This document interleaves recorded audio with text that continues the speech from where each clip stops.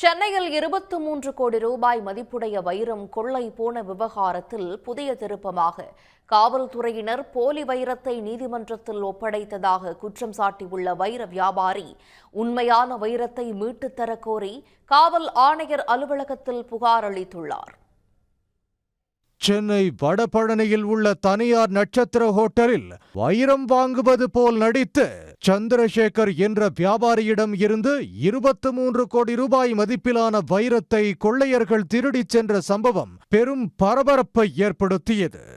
குற்றம் நடைபெற்ற 24 மணி நேரத்தில் வைரத்தை திருடிச் சென்ற 4 பேரை போலீசார் கைது செய்து வைரத்தையும் மீட்டனர். மீட்கப்பட்ட வைரம் சோதனைக்கு பின் நீதிமன்றத்தில் ஒப்படைக்கப்பட்டது. இந்நிலையில் வழக்கில் திடீர் திருப்பமாக காவல்துறையினர் போலி வைரத்தை நீதிமன்றத்தில் ஒப்படைத்ததாக குற்றம் சாட்டியுள்ள வைர வியாபாரி சந்திரசேகர் உண்மையான வைரத்தை மீட்டுத் தரக் கோரி சென்னை மாநகர காவல் ஆணையர் அலுவலகத்தில் புகார் அளித்துள்ளார். மீட்கப்பட்ட வைரத்தின் தொன்மையை தன் மகள் மற்றும் நண்பர்கள் முன்னிலையில்தான் போலீசார் உறுதிப்படுத்தியதாகவும், ஆனால் அதற்கு பிறகு நீதிமன்றத்தில் போலியான வைரத்தை ஒப்படைத்ததாக அவர் குற்றம் சாட்டியுள்ளார்.